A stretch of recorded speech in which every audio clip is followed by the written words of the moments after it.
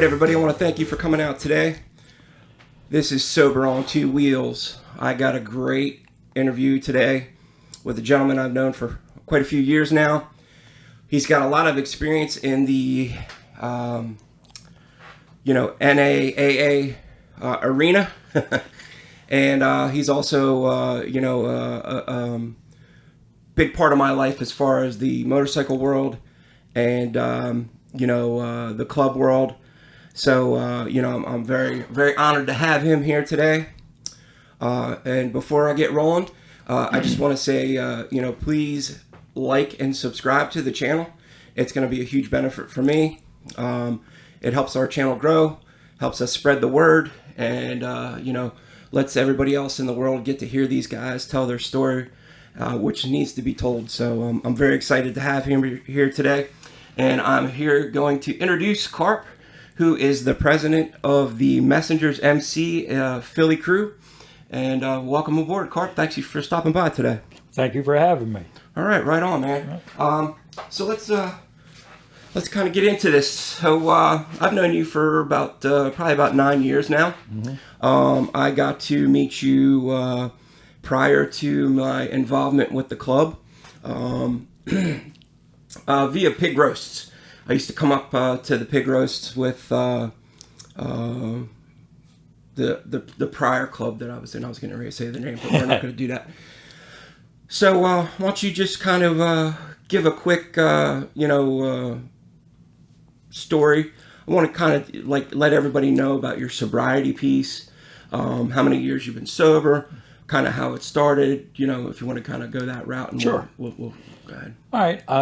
I just celebrated 28 years clean. And when it was not my first time trying to get clean. Well, actually, it's my first time that I stayed clean. I did a lot of ripping and running. Loved the chaos, loved the lifestyle, loved everything about it because I had nothing to compare it to. My dad died of this disease. My mom died of this disease. Most of my aunts and uncles are either dead or dying of this disease. And after I did a stint in the Marine Corps, got out of the Marine Corps, got married, and wow, I took a hostage for 8 years. And it went down quick and in a hurry. But I get up to when I got clean this time. I didn't want to get clean. I had nobody who was clean. I wanted a break. And there's a lot of misinformation going around talking about, like, if you're not here for the right reason, you'll use again. That ain't my experience. I was clean for about 3 years before I decided I wanted to be clean. I just wanted a break. I wanted a break from the street. And I went into rehab. When I was in rehab, about 90 days. Went to an outside meeting, met a girl. We got involved in a relationship. They said, don't get involved in a relationship for the first year. That ain't my experience. Yeah. We got in a relationship, and I asked my sponsor, what do we do? He went, I don't know, just don't use. 28 years later, we're still together. Wow. Yeah, we're still together. And she's a phenomenal lady, by the way. If anybody, ever gets to meet Carp's wife, she's phenomenal. Great lady, and, she puts up with your shit. Yes. So that's a beautiful thing. But yeah, we met, and recovery wasn't hard for me. I did what I was told to do. I was off the debate team because I knew I couldn't stay clean. I know I couldn't. I had a great sponsor, and he said, just do what we tell you to do. And I said, okay. And I did that. So when I did pick up, I could tell you it don't work.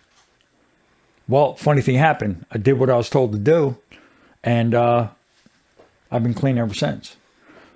Made a lot of mistakes. The one thing that they told me to do that I did do, they said don't pick up, no matter what. Yeah, you know what, man, and that's always one of those things that I take away from you is, you even got the tattoo on your arm. Mm-hmm. It's like, just for today. Yeah. Just for today. Yep. And, there's always the one day at a time, all that stuff. And it's, I would like to tell that, if you don't mind. Go ahead. I had about 4 months clean. I met a guy, he had 10 years clean, and I had just heard him speak. And I walked up to him and I said, how the hell did you get 10 years clean? I didn't say it that way. I said it a different way. And he looked at me and he gave me that dope fiend move, like when you're going to go cop. One of them looks. Yeah. And he said, if you do these 2 things, I guarantee you'll get 10 years. I said, what's that? He said, don't use and don't die. And he walked away. And I wanted to punch him in his face. We never became really good friends, but I never forgot what he said. And when I had 10 years clean, I got a tattoo in the middle of my arm. It says, didn't use, didn't die, thanks Hank. Yeah. Because you never know what you say to somebody, how it's going to affect them down the road. And that's true, man. I mean, I think that we can all look at some stories that throughout our sobriety, whether it's in the rooms, you hear somebody talking about this story, that story, and you take those little pieces here and there. And, it just seems like with you always have like a good, quick throw it out there that I take away and I go, damn. And it just, it amazes me sometimes with you guys that have, multiple years of sobriety and the little quick things that you guys think of, that's enough to get you through today. Mm-hmm. There's people like me that overthink everything, overthink this podcast, overthink everything, in my life. And then when you throw out this quick little quirk and you go, well, shit, dude, it's that easy. You just break it down to the simplest way and it works. But see, I appreciate that, but you're looking at the finished version of it. There you go. When all this stuff was happening, I was running around like a research monkey. And it was, I didn't understand it all. But one thing I picked up early on was my sponsor told me I can do anything I want as long as I was willing to pay the consequences and as long as I didn't pick up. Mm. Yeah. And that was it. And, this is about being clean on 2 wheels, sober on 2 wheels. And I used to ride before I got clean. I was a nut, but I had nothing to compare it to. It was a great life. Yeah. When I got clean, I wanted to ride, and that's when I first met the Messengers. Mm-hmm. A good friend of mine that knew me since I was 13, brought me to my first church. And I remember some stuff went on in the living room, and I thought I could do this. There was a hot disagreement in the living room, and I'll leave it at that. And I was like, I could do this. But what happened was I wasn't ready. They called me in, we talked, and I said, look, I got all this stuff that I got to do. I got other things that I want to take care of. I needed, and I did that. And fast forward a bunch of years later, I've always had a sponsor. I've always had a home group. I've always made meetings. I still do that today. Yeah. I still do that today because it's not an either or for me. I'm not on the debate team. If you tell me you don't need to make meetings, have fun. I know what I need to do, and I know what works for me. Yeah, well, that's the thing is like, nobody runs, the perfect program. Mm-hmm. Sometimes, this works for one guy, this works for another guy, but that's one of those things that I always give you a ton of respect for is that you always do have a home group, you always do meetings. Never waver from that. Mm-hmm. I know that there's tons of people out there that go through ebbs and flows, shit ton of meetings, no meetings, right. Shit ton of meetings, no meetings.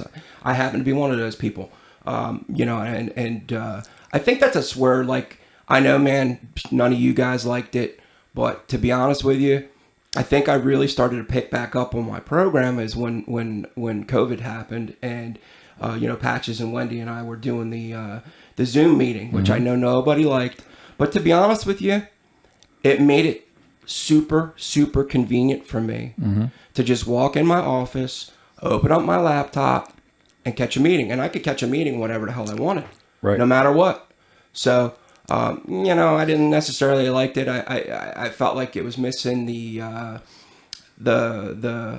camaraderie, the hug, the meeting before the meeting after the meeting, so but it also kind of put me back in that groove where I was like, okay, man, now I'm starting to hit meetings and I need to hit meetings. But you know what, before we get into the riding and all that other stuff, because there's other parts of this that I want to talk to you about with the sobriety piece, and actually prior to that. Okay. So like, and there's a reason why I'm bringing this up is, the whole Marine Corps aspect. You jumped in right 18.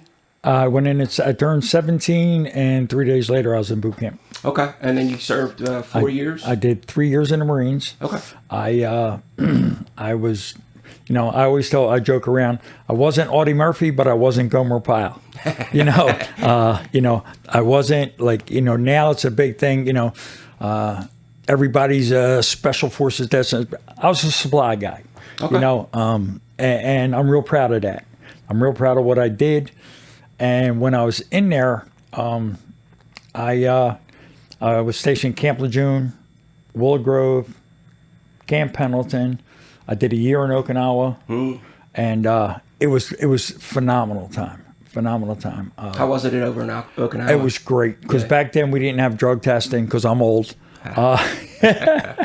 And when I was over there, when I went in the Marine Corps, I was talking to a gunny early because I learned from guys that come before me. I've done it my whole life. I'm the same way. When I wanted to learn how to when I wanted to learn how to roof, I learned from my dad. When I went in the Marine Corps, I met an old gunny, and he said, "There's two kinds of Marines." And I said, "What's that?" He said, "There's those who do the work, and those who tell people what to do." And you make your mind up real quick and early because once you start, that's the road you go down. And I was either in school or in the gym Monday to Friday. Okay. Every day, I'd get done my job or whatever. I was in school or in the gym. Now, come Friday, if I didn't have duty on the weekend, I was gone till Monday morning at 5:00. And more than once, I've ran across the parade deck with a whole bunch of other guys and stand in formation at 5:00, because as long as your feet were in place, you weren't AWOL. You could be in civilian clothes and get in trouble for that, but you weren't AWOL. Had a great time. I'm very proud of it. I'm very proud of what I did. So the reason why I wanted to bring that up is because I feel like, there's this saying that once a Marine, always a Marine. Well, this guy, I got to tell you, he still carries a little bit of that with him till this day, because I think it's just the way that you conduct yourself, the way you hold yourself, and your discipline level is still there. Whether that wavered at some point throughout this, right? Obviously, right. Okay. Yeah. But I feel like till this day, you still have a little piece of that in there, because you're like, and this is one of those things, man, that I feel like you've actually taught me, and which is sad because I didn't meet you till I was 39 years old. So, but if you say you're going to do something, you do it. There is no late. You never show up late. You're always on time. And those are things that I feel like, hey man, that might be just like a mutual, like that normal shit that people need to know or whatever. But I feel like that's a little bit of the Marine Corps that still kind of carries over. Yeah, because I learned a lot of stuff. I wasn't, even when I was, I don't want to say at my worst, but when I was the deepest in my, I believe that there's certain things that a man does. I have rules that I follow for me, and I've learned that throughout my life that you got to be a man of your word. Yeah. And if I don't stand for something, then I'll fall for anything. And one of the greatest things I love about our club is we hold each other accountable. That's for sure. And that comes from me from being back in the service. Because if you were told to do something or you said you were going to do something, it wasn't, well, I didn't get it done. No, there's no excuse. There's no excuse. You get it done. And another part that I'm real proud of is, like, when I got out of the Marines, I came home on leave, met a girl before I was getting ready to go overseas, proposed to her. She said yes. I went away for a year thinking, it'll last 2 months of writing, I'll be good. Well, I came home to a big wedding. She waited. I was shocked. That's a first. Yeah. But I was out of the Marine Corps less than 2 weeks, and I joined the Army. No, yeah. So I did know that. Yeah. And then how long? Yeah. I joined the Army Reserves. I was in that for 6.5 years. Wow. Okay. Yeah. So I knew you were in the Army Reserves. I didn't know it was that long ago. That's awesome. Okay. Cool. Well, and that's where my addiction took off a lot. I stopped on the bar on the way home one night. Was in the bar and getting what I needed to get. And the guy I was getting it from came in and said, somebody stole my bike. We're going to go look for it. And I was like, I'm in. And 8 days later, I went home. And that got me in there. And at that time, I had a wife, 2 children, a roofing business. I was a correctional officer. And within a couple of years, I walked in the house and told the wife, take the kids and do what you want to go do. I'm going to go be a criminal. Quit my city job, quit the reserves, and went on a mission for 10 years. Wow. Yeah. So that's you know, and I know this part of your story, and I know because I've heard you speak before, and it just look, I know there's tons of people out there that had good lives and stuff like that, and then they went out and did what they did, and it's just amazing to me, like that you had all that, and then just one day just said, you know what, F it. Yeah, I come from a long line of criminals. That's the way I was raised, and I was trying to do the 9-to-5 thing because I had no experience in being a responsible adult. Right. Like I was raised where if you couldn't grab it, touch it, and feel it and kill it, it wasn't real. Right. The more money you made, the more women you had, the less that's what made you a man. And I am so grateful that all the stuff that I thought I knew what made a man when I was younger, it was not the kind of man I want to be. Yeah. Well, I mean, I know that I know how you are now, and like you said, I got to see the finished product throughout the couple of years, 8 or 9 years that I've known you. So let's go back to your story real quick, though. So then you decided to be a criminal and stuff like that, and I know you lived your whole life in Philly. So did you kind of go back to the old neighborhood and you just kind of stuck in that little radius? Yeah, I never really left. And when I say criminal, I don't mean no big criminal. I was a soldier. I was never Mr. Big, none of that crap. I was just a guy who ripped and ran. Yeah. I always stayed in the same neighborhood. I did all my dirt within a 2-mile area, if that, probably smaller. And we did a lot of talking, but we did a whole lot of nothing. We sat in the bar and the houses that we were in, and we always talked about the things that we were going to do and all these grandiose ideas. And that's what we did. I had a lot of fun. And I say fun because it wasn't all terrible. And I had nothing to compare it to. And that's what I liked. After, I think the first time I went in rehab, I was still a correctional officer at the time, still married. And the guy I was working for got busted. And I figure if they come get me, it'll get me out of rehab. I rode my motorcycle to the rehab, had a pocket full of money.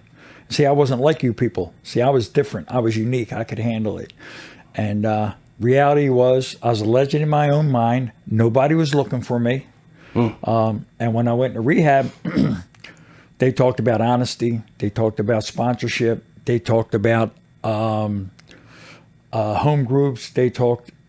And they might as well have been talking Chinese because I didn't understand none of that. Yeah. Like there was no honesty, there was no honor among thieves, there was none of that. You got what you could get, and you had frenemies, people who were either your friends or your enemies, depending on what day it was. And when I left that rehab, I went right back to doing what I was doing before. I'd like to tell you, I didn't use for about 6 months, but I did everything else I was doing. I was hanging in the same place, doing the same things, hanging around the same people. And I remember being at a bar at Wellington and Tarsdale, drinking soda, doing my thing. And I remember going, give me a glass of beer. A glass of beer ain't going to hurt. I took a sip of beer. I looked at my partner and I said, give me your set, man. That quick, I was in the back room with a needle in my arm. See, because alcohol won't take me where I want to go. Right. But alcohol will allow me to go there. Yeah, so let's talk about that. So your drug of choice was Any. I wasn't a specialist. I wasn't. If I was walking down the street and you were huffing glue, I'd huff glue. If I walked to the next block and you were drinking beer, I'd drink beer. I walked the next block, you were shooting dope, I'd shoot dope. If I had money, I always wanted to go fast. Right. If you had money, whatever you were doing was my favorite. Yeah. You know, I didn't have, there wasn't nothing. I got clean in 94. Anything that came out after 94, I haven't done. Anything that came out before 94, I've done. Right. You know, and I didn't have a choice. When I say choice, I mean choice of what I wanted to do. Right. You know, I wasn't, I didn't have a specialty. That's why, for me, that's why I'm an addict. It ain't what I do that makes me an addict. It's what happens when I put it in my body that makes me an addict. And hell, I got 40 tattoos. I got 6 motorcycles. I got, you know, yeah. I don't do nothing. I don't do nothing in moderation. Right. Yeah. So you know what? That's funny that that you said that because you know I was actually just talking to somebody today about that where it's like you know I still have these moments of gotta have it, and it doesn't matter what it is, man. It might be like, hey, I want to go buy a new truck or I want to buy a new bike, and you know, and it's the chase. Yes. So sometimes it's like, you know, I gotta have it, and then I go buy the new truck, and then I go, it wasn't that good. Yeah. You know what I mean? And it's like it's all about the chase for me. So it's now I'm at the point where, you know, with therapy and stuff like that I know when I'm starting to do that, I gotta pump the brakes. I gotta go, okay, what am I skirting around right now that I should be doing that's making me think like this and focus on this?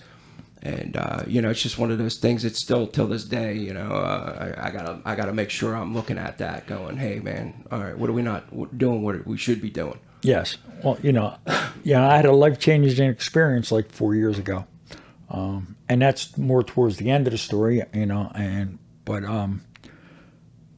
when I'll get to that, I guess at the end, because it's I had to get to that point. But you know, when I first got clean, I met a guy at a meeting, and I said, if you ever need any help, I'll be there. You know, I'll work.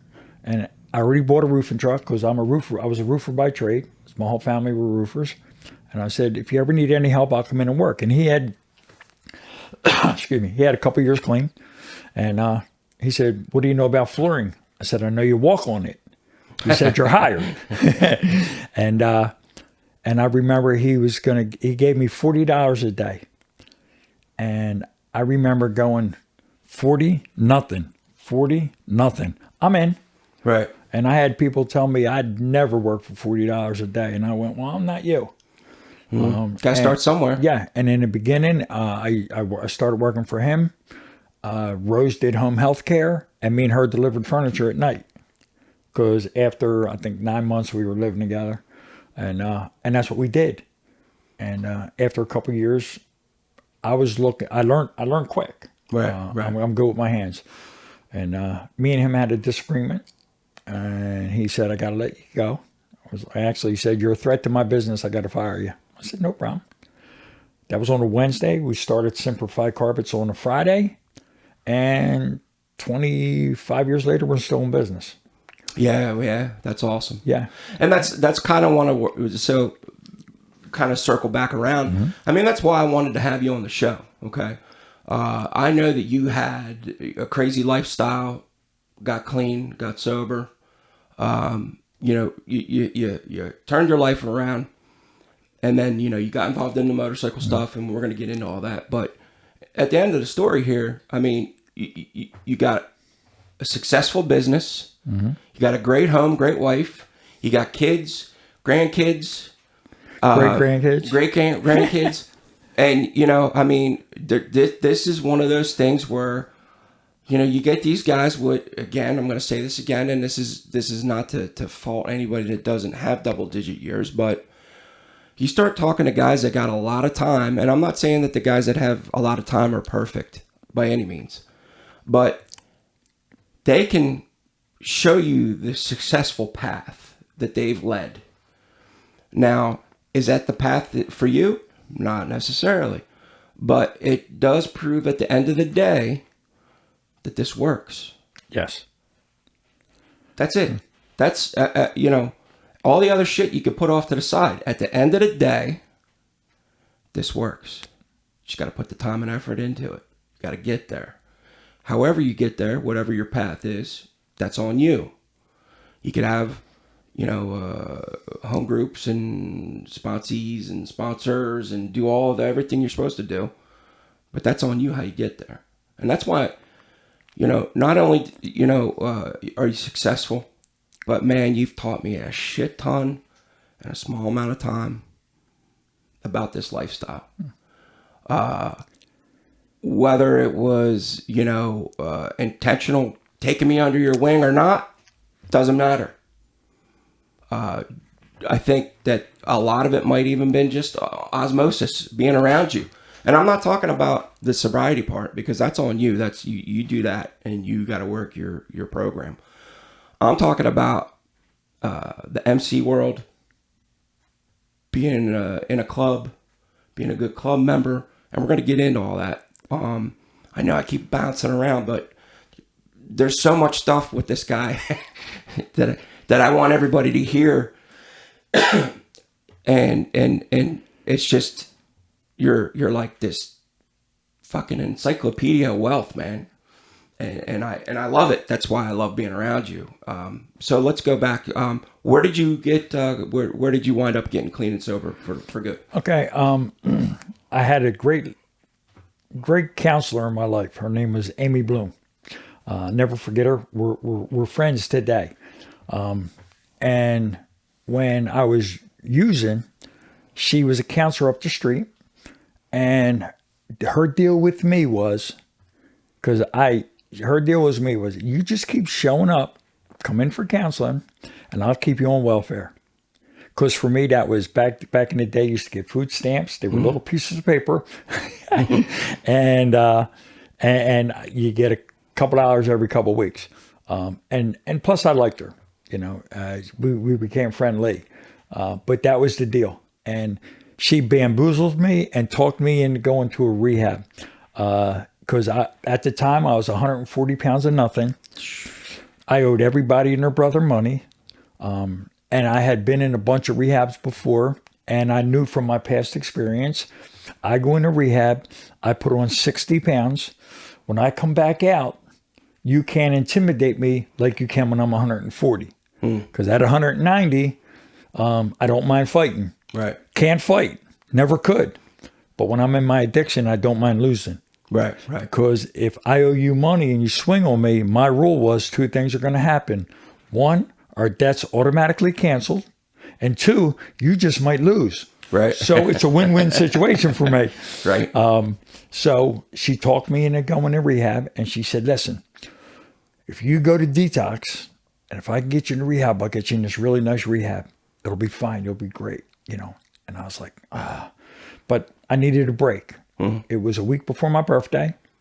I don't think that didn't factor into it, but that's what it turned out to be. Mm-hmm. I went to detox for 2 weeks, and then she sent me to this great rehab called the Firehouse. She lied. She lied. It was at 2nd and Norris. It was in West Philly. Okay. It was 2 big rooms. You slept upstairs. You came down the stairs in the morning, and that was it. And there was about 35 guys just like me.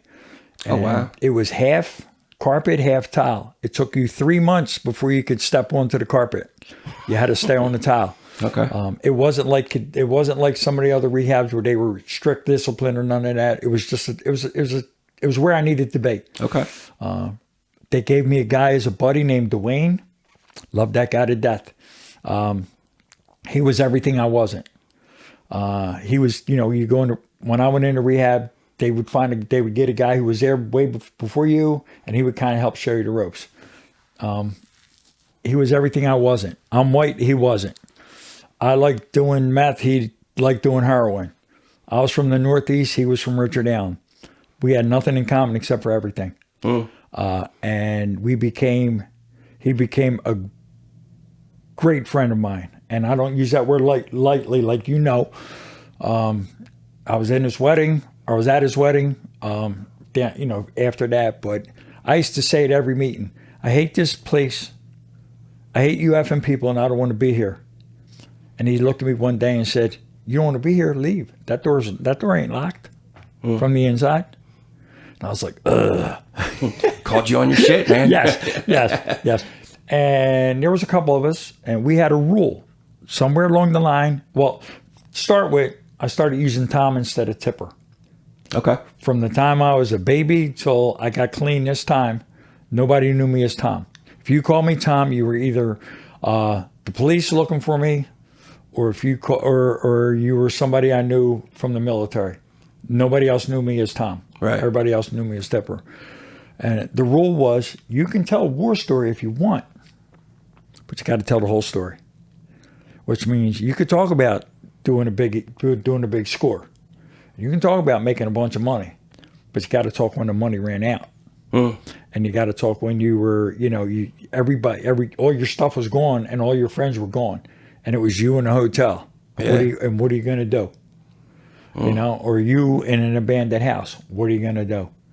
And that's what we did. And another thing Amy did was she said, if you stay, because when I got there, they let me call her, because nobody I knew had a phone, because back then we didn't have cell phones or nothing like that. So they let me call her, and she said, I'll make a deal with you. If you stay there, I'll get you to be able to come out once a week to come up and see me. And I was like, Urgh. It was the end of August. We had no air conditioning, definitely no heat in the house that I was staying in, so I stayed. And I used to go up and see her once a week. And that's how I stayed at the firehouse. It was a great experience for me. I stayed there 6 months.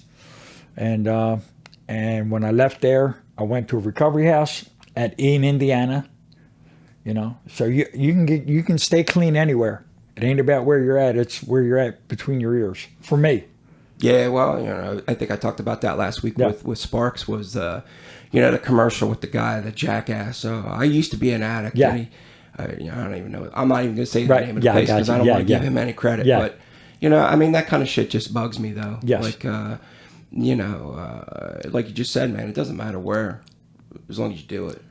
And for me, it was, I hung around a group of men, and I love women.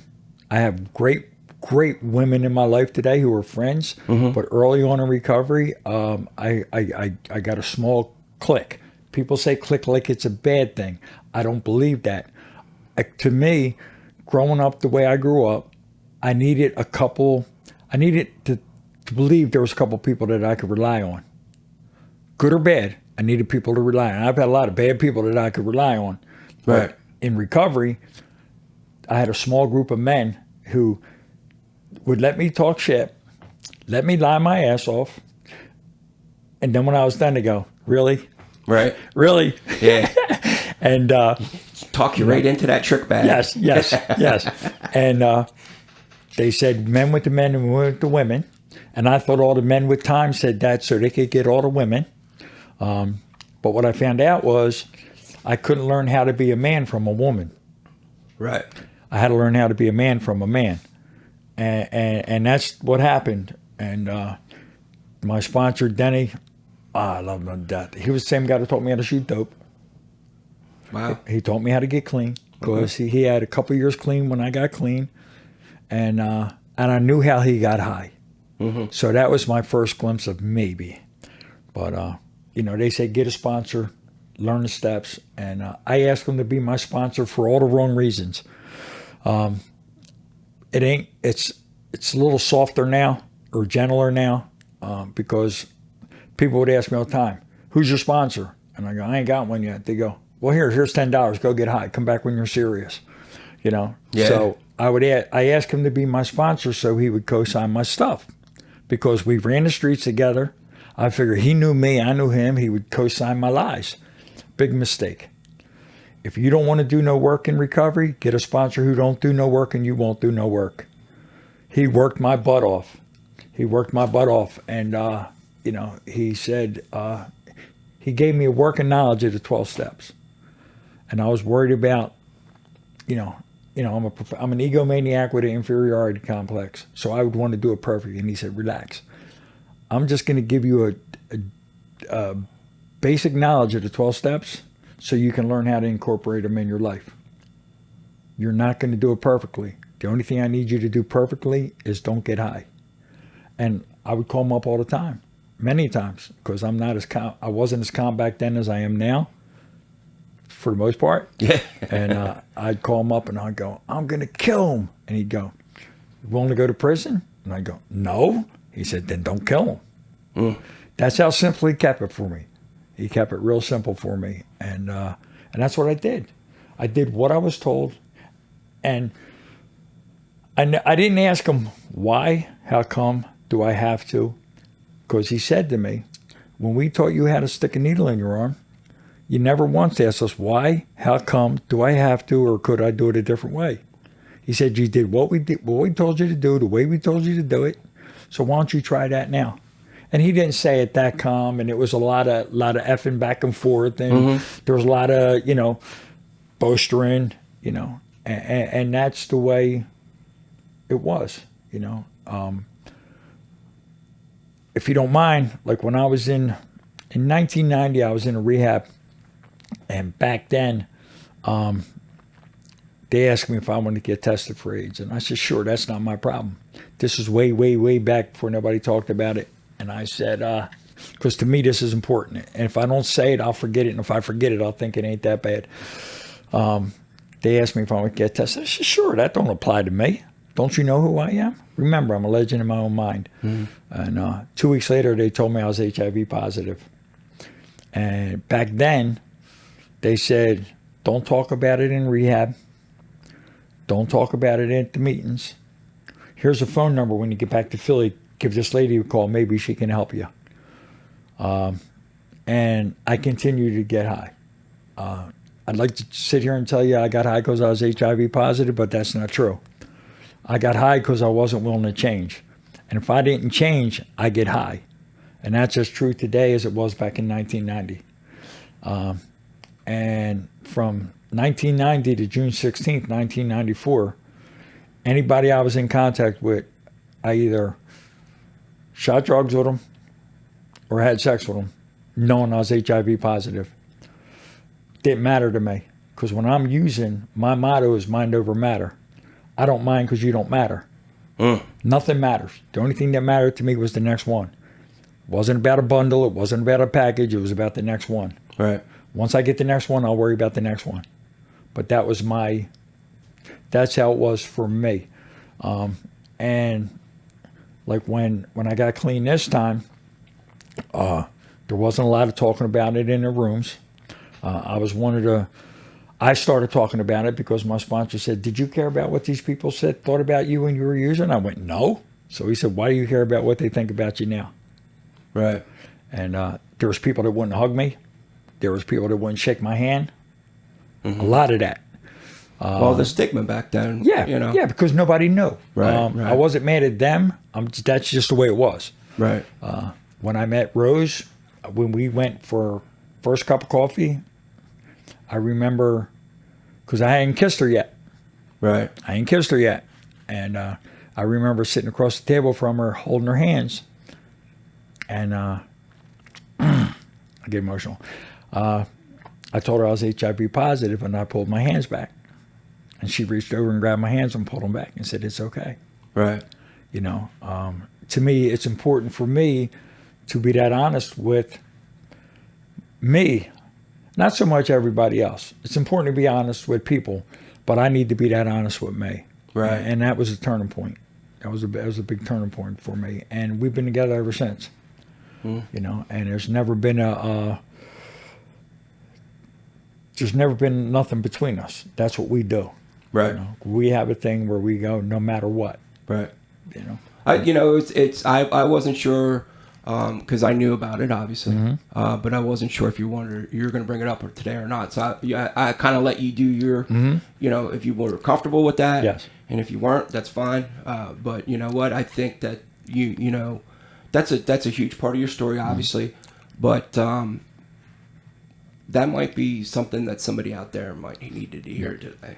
So that's awesome that you were willing to bring that up, and I thank you for that. Well, see, my one thing that I've learned is my biggest fear ain't dying. It's not, especially when I was using. My biggest fear ain't dying. What my biggest fear was early in recovery was my HIV turning AIDS and me getting sick and me being helpless and me being alone. Because the most scariest thing in the world is to be helpless. Right. For me, is be helpless. One thing I've learned in recovery, and more so since I've been with the club and Rose and the club, is I'll never be alone. Right. Right. I'll never be helpless. Because I got people in my life, no matter what goes on, I'll be okay. Right. I never had that before this. You know, that's a powerful thing right there. Yes. Man. Yes. You know, growing up, you know, with you and not having the best childhood and all that stuff. I mean, that definitely. You know. I don't mean to disagree with you, but I had a great childhood, man. I love my childhood. Okay. I love my parents. My parents did the best they could. The life that I lived, that's 5 hours of talking. Okay. You know, yeah. My dad was phenomenal. My mom she was different.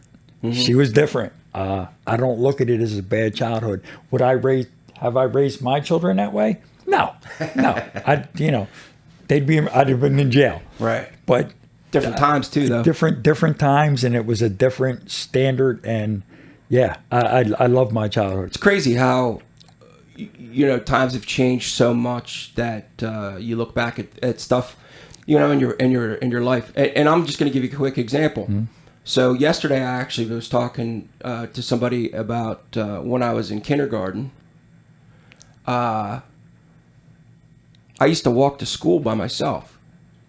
And it was far. It wasn't like right around the corner. Like I lived 2 blocks away from the school.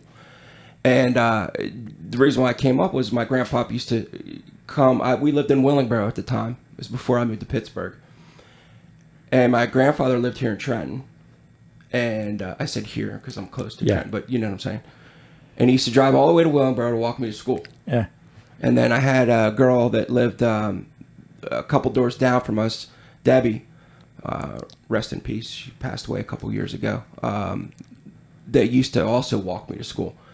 But today, there's no way in hell you would let a little, I don't know, what are you, when you're in kindergarten, 6? Yeah. Walk 20 blocks to school. Can't even fathom that because there's too many sickos, perverts, whatever out there that, you know, ruined it for everybody. But, you know, there's little things like that that just kind of like you look at it in time-wise and go, man, there's no way in hell. But I didn't mean any disrespect by saying that. You didn't. It's just, like I said, it's just the way it is. Like, just a story about my dad. I was maybe 14, and a couple of us robbed a store. One guy got caught. He told on everybody. Snitch. Well, they came to the door to warrant. They told my dad, bring me to the station. We get in the station, me and my dad, and I'll never forget it. The cop said to my dad, if you tell your son to tell us what happened, it'll go easier on him. And Eddie looked at him and went, if he tells you anything, you better keep him here because I'll kill him when I get him home. And when I went home, I was told, go down the basement, so I know what that meant. Took me down the basement, whooped my ass, and he didn't beat my ass for robbing the store. He beat my ass because I did it with somebody that I couldn't trust. And that's the kind of man he was. Yeah. But I didn't get beat all the time. Right. It wasn't like a daily. If I screwed up, Yeah. and when he passed away when I was maybe about 10 years before I got clean. When he passed away, there was no more break in my life. What I mean by that is the only person I was ever afraid of was him. Gotcha. Whether it was disappointing him or if I screwed up, he'd come get me. And once he passed, that was the only break that was the only thing that concerned me. Right. Yeah. But no, he's a great dude. Great man. So, all right, you wind up getting clean. Were you riding motorcycles at all when you were a kid? Yeah, well, not when I was a kid. I started riding when I was in the Marine Corps. I met a guy, he was on base. He had a bike. I wanted to learn. We went down to the airstrip. I was on the front. He was on the back. We started going. He jumped off the back, and I got it to go. Nice. That's a hell of a way to learn. Yes. And I started riding there. I got my first motorcycle when I came home. I was working at a factory. I got the tip of my finger cut off. I got like $3,000 for it. And that's how I bought my first bike. Right on. What was the first bike you had? 450 Honda. Wow. Okay. Yeah, it's a 450 Honda. And it wasn't long before I put hard saddlebags on it so I could full of ice and beer.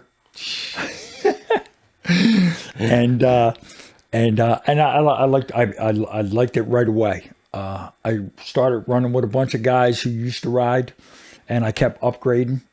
And that's when 750 Shadow first came out. Okay. I remember I went and bought a brand new one. First thing I did was take it home and take it all apart, get all the extra crap off of it. And that was my bike. Right on. People go, well, why didn't you get a Harley? Everybody was running around had a Harley, and they were right. But if you had a Harley back then, you got pulled over all the time, especially with the guys I ran with. You got pulled over all the time. I'm on a 750 Shadow. Cops ain't even looking at me twice. Right. Cops ain't even looking at me twice, and that's what I did. Okay. That's where I did all my dirt. So then you did a little upgrading throughout the years and worked your way up. I worked my way up until it got real bad, and then what happened was I was doing a lot of things. We were doing good, but just like I said, you have the good times. Well, then it started going downhill in a hurry. The people you run with, it's about the money, and my addiction was interfering with me being responsible. And once I wasn't responsible, I wasn't trustworthy. You get cut loose. Yeah. You got cut loose or you die. And fortunately, I got cut loose. What? So how did you wind up getting to the point where you were, you wound up with club life? In the beginning or the end? Beginning. Or in the beginning, when I was at the bar. I was at the bar and they stole this guy's motorcycle and we went looking for it. Okay. And I started running and he was the guy. So I stayed with him for 9 days. And back then, is before the drugs were more important than anything else. I just wanted to be a soldier. I just wanted to be a guy and I did security for a guy. And my job was to stand there and watch him. That was it. Right. And as long as I ran with them guys, I could get as much drugs as I wanted, as much girls as I wanted. And I wasn't even worried about getting paid. I just wanted to be part of. And this was back in early 80s. Okay. Early 80s. And we had a lot of fun. Right. And it was...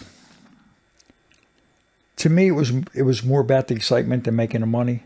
Like I said, I was never a big guy. I was never the guy. I was just a guy who worked for a guy. And okay, so you had riding experience. You had a little bit of club experience before you got to the Messengers. Oh yeah. I had. So you were already rocking and rolling before you got here. Yes. I was like I said, I was never in a club before. I was around a club before. I was around a bunch of guys. I just said there was a lot of guys I used to rip and run with. And most of us rode. But when I got clean, like most people, well, I can't say most people. When I got clean, I thought my life's over. It's going to be boring as hell. And there's just going to be, I ain't going to have nothing to do. That's why I'm doing this podcast. Yeah.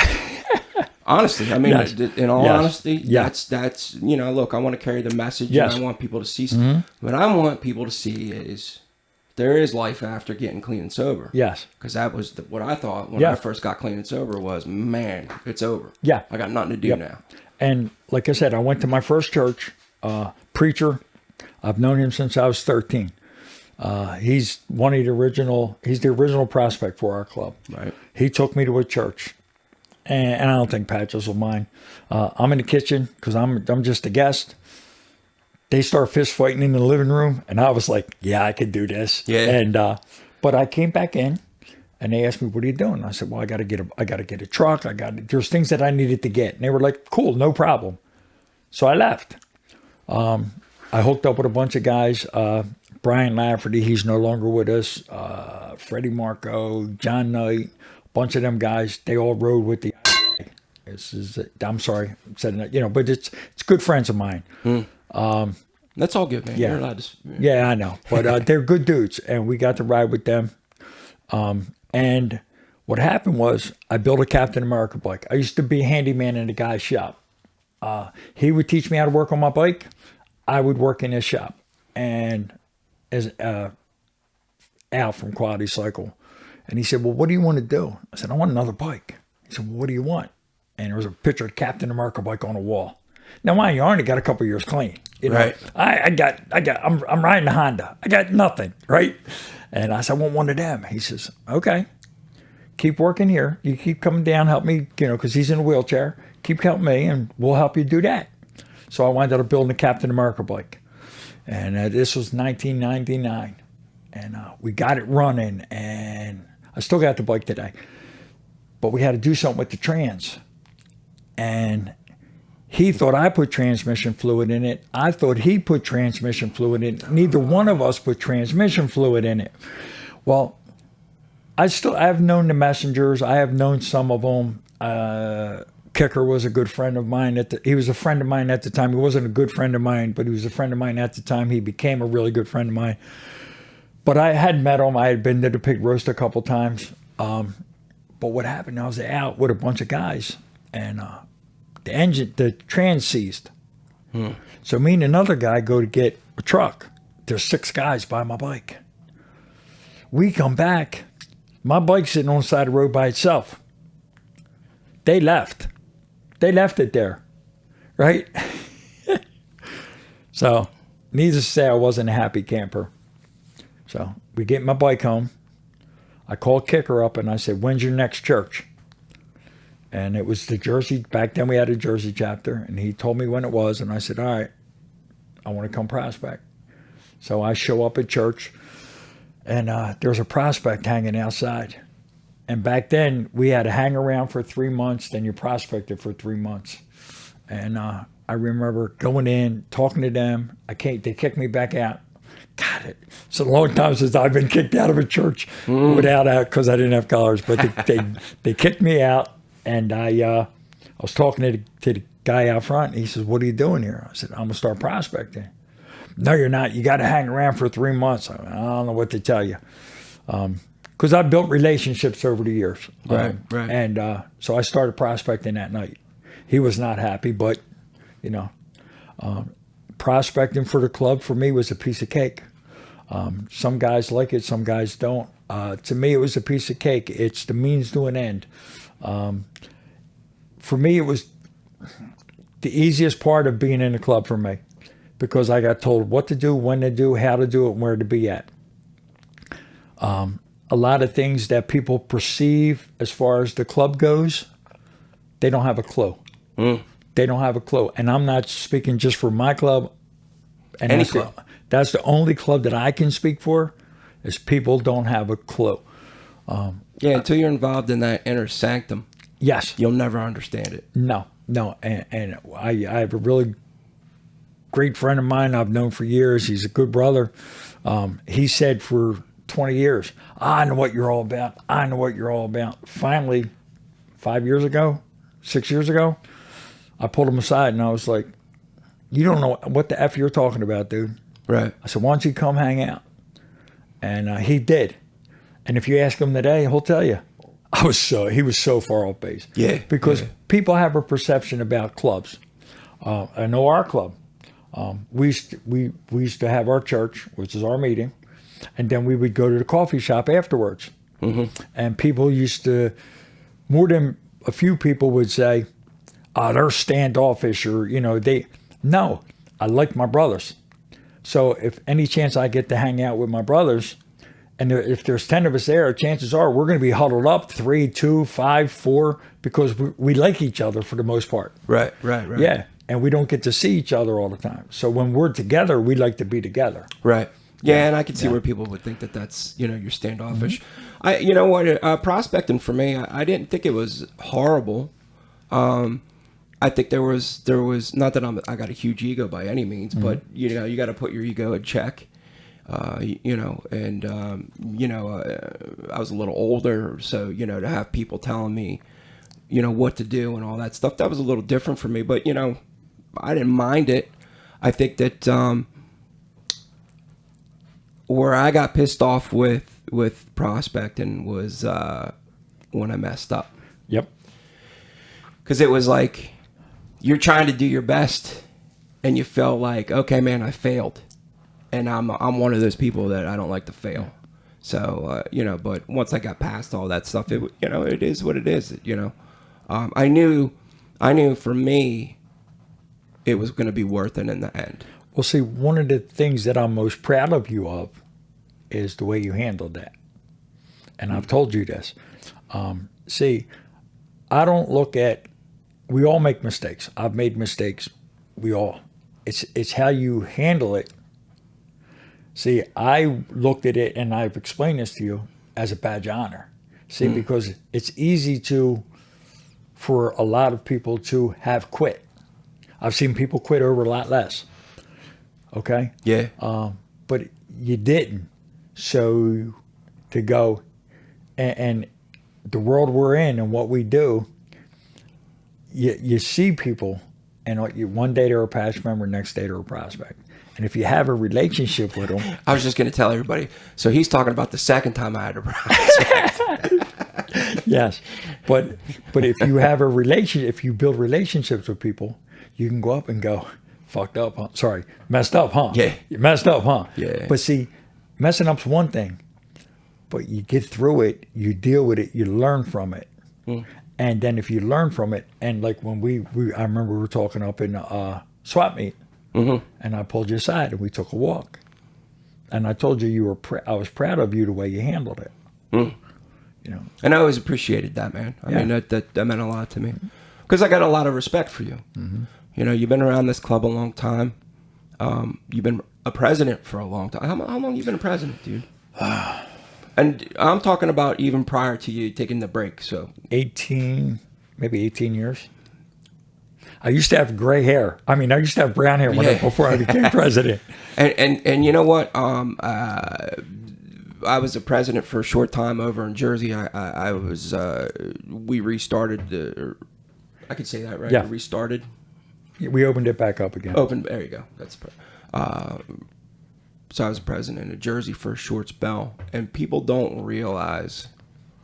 Everybody wants to. I want to move up. I want to do this. I want to do that. First of all, I had no intentions on any officer position. I was just happy getting a patch on my back, dude. And then when I got a little time, to be honest with you, the thing that meant the most to me, in my mind, was getting a charter patch. Because that meant, what, dude, you're like, you get to talk about the rules and make rules. So to me, that was like the most important part. Mm-hmm. And then, when you came to me and talked to me about being president of Jersey, I was like, damn, I was honored. And never in a million years thought I would hold that position. But people don't realize the amount of extra work that goes into that position. That's a job. That's not a position, dude. And everybody wants to have their say, and everybody wants to do this, that, the other. But when it comes down to it, is you're the guy that's got to make those decisions, man.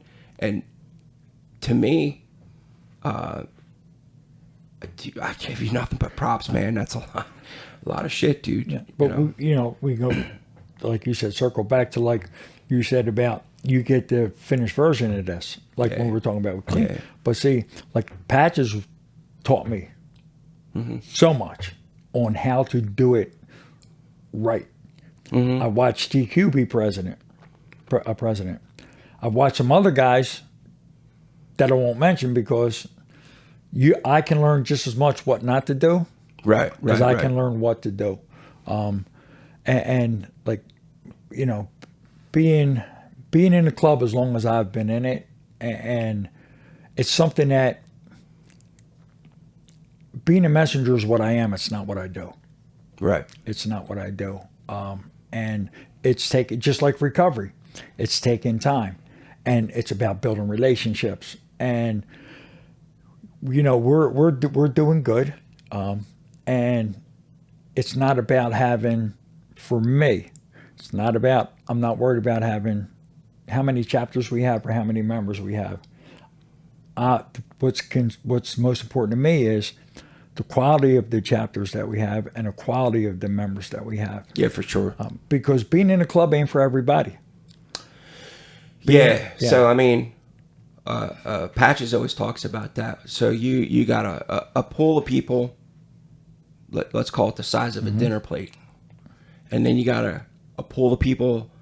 You take that pool and you go, now here's the pool of people that want to be in a club, and that's the size of a teacup. And now you go, all right, let's take that group. How many of those guys are clean and sober, want to be in a club? And it goes down to a thimble. Yeah. And it's you also got to take into consideration, so out of that thimble, how many of them guys can I spend 90% of my time with? Yes. Because we're all type A personalities, and there can be a lot of conflict.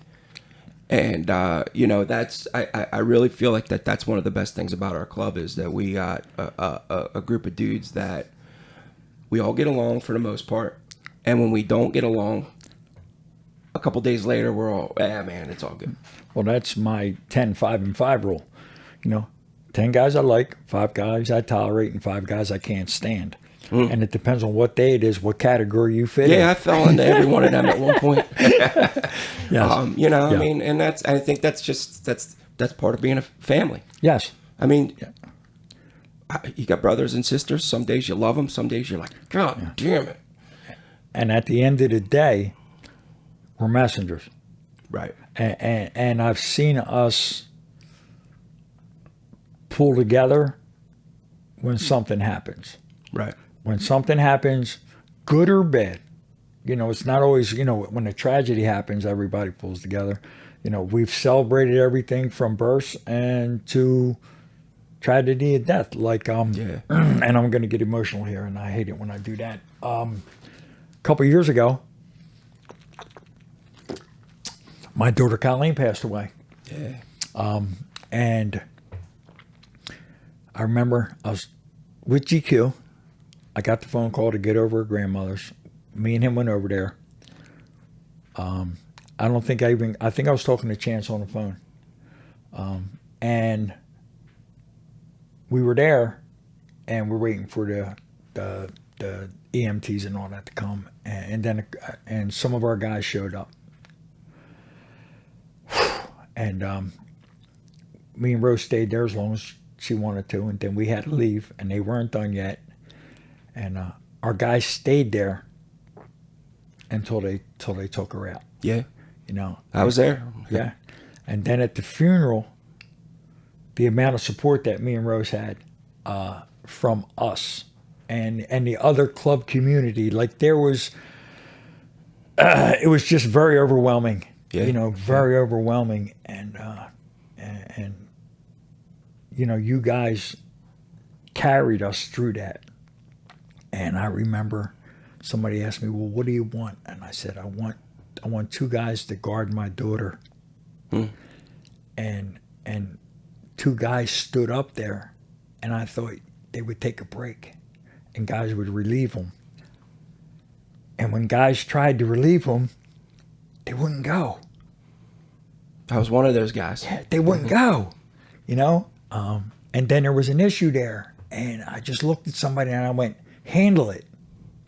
And it got taken care of. And it was a citizen that did it. It wasn't a club guy. It was a citizen that started something. And I was just like, handle it. And you guys handled it. That's what people... I don't know if people get that when it comes to clubs. And I'm sure it's, I'm pretty sure it's like that with other clubs too.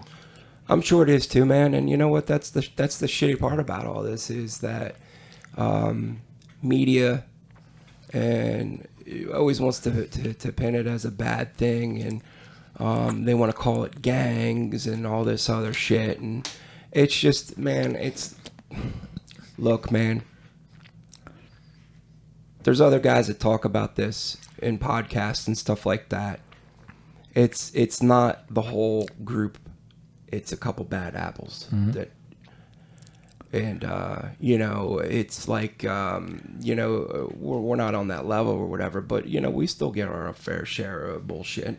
Yeah. I mean, the time that you guys all got pulled over going over the bridge to Ocean City, Maryland. There was an incident with me when we had stopped to get gas in Mooresville. Minding my own business. There was only one pump working at this little tiny gas station. There was an older guy pumping gas. I was waiting my turn. No big deal. And all of a sudden, I'm talking to one of my club brothers. At the time, he was a prospect. But, cop pulling in, lights going, the whole cam. I said to the, yo, dude, look in there, man. Is this getting robbed? And then I realized he said, yo, turn off your bike and put your kick. And I said, holy shit, dude, he's talking to me, Yeah. And at the time, I didn't even think nothing of it. And then I got off the bike or whatever. And, he said, he drew and walked up to the car and said, license and registration, blah, blah, blah. And I said, I have to reach in my saddlebag because I don't ride with my wallet on me because of my bad back. I said, I have to reach in there to get my ID. He said, you'll be fine as long as you don't pull out drugs or a gun. And I laughed. And he didn't like that. But then he realized why I laughed. I was a New Jersey resident. You got a better chance of seeing Jesus Christ on Tuesday and having a carry permit. Right. And I'm clean and sober, so there was not going to be any drugs in there. Yeah. But, man, like we all have our like things that we've witnessed throughout this, and it's bullshit. I'm just going to say it flat out. It's a couple bad apples that ruin it, but, we get to see the good side of it, man. Yeah. We had our pig roast last year, and we were up there, and we have some family in the club now. They have younger kids. Yeah. Younger kids. And I was standing there with my grandson, which is Baldur. He's a member now. I was standing with one of our other brothers, two adult children. Not adult children. I'm sorry, grown men. And we're standing there, and the four of us are talking, and we're watching the little kids run around. And I said, remember when you guys were up here running around like that? So we get to see our children grow.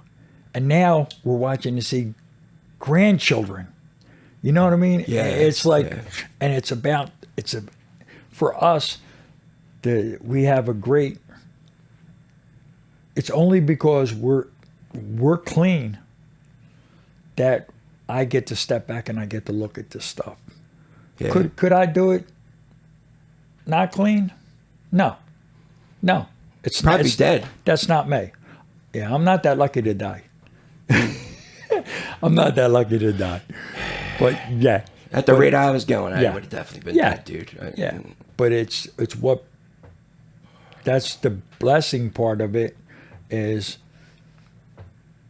being clean has afforded me the lifestyle that I live today. And one of the things that I was talking about earlier, now that we're getting on to this a little bit, is 4 years ago I sold one of my motorcycles, and I said to my wife, I want to take a ride.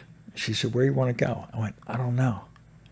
And because I'm always with somebody, I'm always either going to an event, coming from an event, or just with somebody riding around. And I took a little over 8 weeks by myself and rode around the country. And when I came home, I said, Rose, I'm done. Because I used to work 7 days a week, 20 hours a day. I'm a workaholic, you know. It's just what I did. I said, I'm done.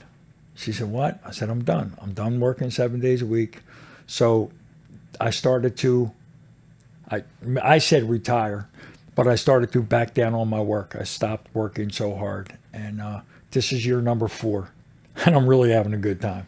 Yeah. I'm really having a good time. I'm spending a lot of time doing what I want to do, not worrying about chasing money that much no more.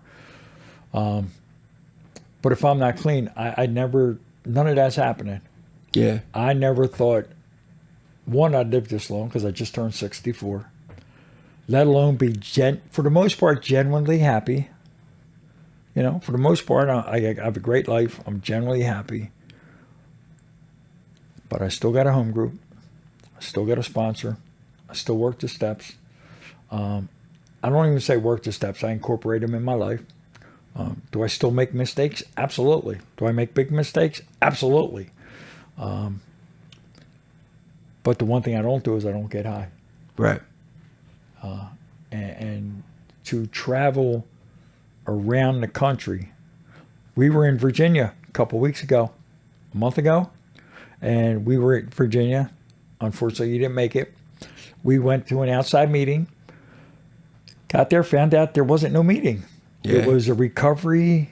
It was a recovery program in West Virginia, and there just happened to be a couple people there, and they were like, "You want to have a meeting?" We're like, "Yeah," and they were like, "Okay." They opened up the building. We had a meeting in there, you know, and then we were having dinner later on that night, and we invited everybody there to come to dinner. Yeah. And they were like, "Well, can we bring our kids?" And we're like, "Sure," and they did. So we're already setting it up. So next year when we go back, we're gonna have another meeting there. Yeah, unfortunately, I didn't get to do that because of my back surgery this year. Yeah. But you know, I heard about it. It sounded phenomenal. Yeah. And you know what, dude? That's one of those things where, you know, I actually talked about it this last week a little bit. You know, because you do your trip every year. Yeah. Almost every year. Yeah. We had to stop with COVID and that crap. You know, and you travel all over the country. You pick a spot, you go. Sometimes you don't pick a spot, you just go, and wherever you wind up, you wind up. But that's one of the unique things about this is that I said it last week is like, you know, Patches will go out of his way no matter what to find a meeting. Mm-hmm. And, you know, that meeting that we went to in New Orleans was one of the craziest things I've ever seen in my entire life. Mm-hmm. And, you know, I got to experience one of those road trips and you know, that to me was life-changing. Yeah. For me, there was a bunch of different things that I'm not going to get into here that changed for me with that trip. Mm. But you know, I had planned on, I actually saved a bunch of days from last year, PTO, because I was going to go this year with you on your trip, and then the goddamn back surgery happened. But, you know, I think that if you ever get the chance to get on a bike and ride cross country, I'm not talking about, you know, 2-hour drive, 3-hour drive. I'm talking about like go. And, you know, it's, to me, I get on a bike and I get to ride for a little bit of time. It clears my head. I come back, I'm in a better mood. You never see a motorcycle outside of a psychiatrist's office.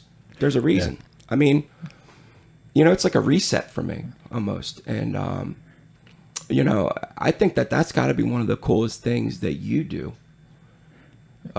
every year. And that to me is just, you know, a goal. Well, when I took that trip a couple years ago by myself, there was a guy in Odessa, Texas, that we were friends on Facebook. Never met him, never talked to him on the phone. He rides with the club out there. I happened to be going through Odessa. I was in the general area. I said, hey, why don't we stop for lunch? I'll stop and have a cup of coffee after lunch. Met him. Stayed there a week. Yeah. Another guy in San Diego and El Paso. We met at an event, at a thing that we used to do. I stopped by his house. I met another guy online that was in San Diego. I met him. I stayed there 4 or 5 days. You know, and you hear all this negative stuff that goes on in our area on the news. How people don't do this, people don't do that. In all the years that me and Patches have been riding, we've probably done easily over, I'll say 150, 200,000 miles. Knock on wood, we've never had anything but, never had a negative thing on the road. I don't mean bikes breaking down. I don't mean bad. I'm not talking about that. About the other stuff. I'm talking about people. Most people that we meet on the road when we're traveling, it's you make meetings. One of the most spiritual things that ever happened to me, ever, in my life, and I've been through a lot. Me, Patches, we were in. Don't let me lie. We were in the middle of nowhere. We were in the middle of nowhere somewhere. No cell phone service. We're in one of them little quickie mart things like that. We're trying to find a place to stay, you know, because we ride till it gets dusk, then we find a nice hotel, then we find a restaurant, then we make a meeting. So I walk in, and there's two young people working behind the counter. I said, listen, not for nothing, but either way you know anything about AA or NA, or AA or NA, and without skipping a beat, this girl says, I don't, but my mom and dad do. She called home. Her dad came and met us, showed us where to stay, and showed us where our meeting was. Now, I don't know their story, but what I do know is that kid's life is different because one of her parents or both of her parents were in AA or NA. Dude, how powerful is that? Yeah. Phenomenal. Yeah. And it was just a chance meeting, and you don't know, because I know my kid's life is different. My children's life are different because I'm clean. I don't have any kids, but I know my family's life is different now that I've, pumped the brakes, so to speak, a little bit. All right, man. I mean, we covered sobriety. We covered riding the bike. Talked about the club. Is there anything that we didn't cover you feel like we should bring up real quick? No, the only thing that I've spoken my fair share. The only thing I like to always say is when I'm finishing up is recovery has afforded me the ability to rewrite my obituary. Recovery has afforded me to rewrite my obituary. What that means to me is if I would have died June 15th, 1994, there would have been a thing in the Frankfurt News Gleaner that said, body found in abandoned, half-eaten by rats. Because I never carried any ID. I never wanted anybody to know who I was. I never told anybody where I was going or when I'd be back. And unless I was copping for you, you weren't missing me no how. But if it's God's will and I die on the way home today, my kids will tell you I'm a good dad, depending on which one you ask. My grandkids will tell you I'm a good pop-pop. My wife, she'll tell you I'm a good husband today. Today. Yeah, today. And my brothers will tell you I'm a good brother. Yeah. And you know, I can't ask for no more. I can't ask for no more because the life that I have today, I couldn't imagine. And anybody who knows me knows I like my stuff. I love stuff. Yeah. I got stuff. I like stuff. Because it don't say nowhere in that book you got to be broke. It talks about being acceptable and responsible and productive member of society. Right.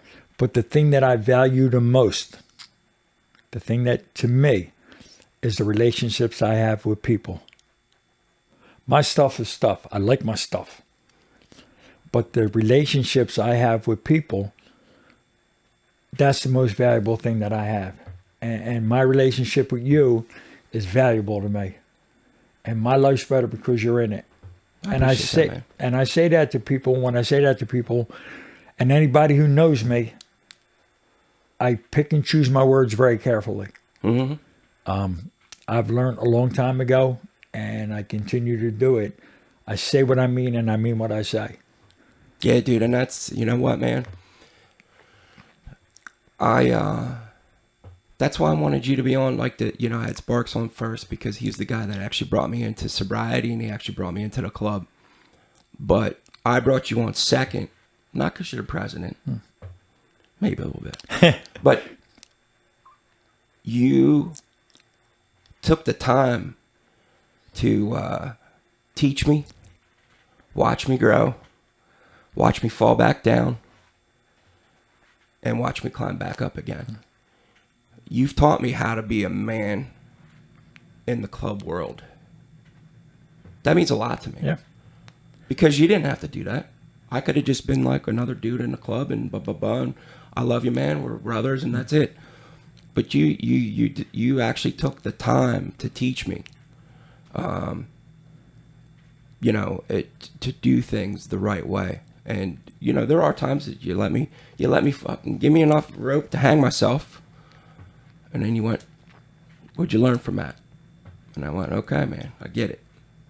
So that's why I wanted you to be on next, because you were the guy that taught me the stuff that I needed to know to be in this club and to be in this world. Because this podcast is about being clean and sober and riding. And, the club part was just another bonus to it. But it's a huge bonus to me. Might not mean a lot to anybody out there, but to me it is. And you taught me how to be that person and to be a good member of this club and the rules of being in this world. Because some of these rules are super important. And if you don't understand those rules, you're going to get people in trouble or you're going to get hurt. And, I appreciate that, dude. That meant a lot to me. I don't think I realized it early on. And this is pre me getting in trouble, by the way. I may not have realized it at the beginning, and this is what I try to tell some of these guys now that are coming in. Even when you're prospecting, some of this stuff might seem like menial bullshit. There's a rhyme or reason to it. It's a tried and true tested format. You know what I mean? There might not be, in your mind, a reason why you're doing it. But if you take a step back sometimes and you look at the bigger picture, oh yeah, it means something, man, and it's huge. And you know what, dude? I appreciate it, man. Thank you for doing this. You're welcome. I know you were nervous and you did great. There was a couple fumbles at the beginning, but you know what? Hell, man. We're all learning as we go with this, and I want to thank you guys that stuck it out to the end, because I know some of y'all haven't been watching to the end, you bastards. Next week, we are going to have patches. Just one more thing. Yeah. Just remember, it takes years and years to build a reputation. Yeah. It takes 13 seconds to ruin it, man. That's true, too. That's true. So, Patches will be our guest next week. Found a member of the Messengers, so I'm excited about that. He's got some great stories, and he's also got, he's 20-something years of sobriety as well. 30-something, I think. 30? I think. So, throwing you guys some zingers here at the beginning. So, thank you all for stopping out, and see you all next week. Thank you.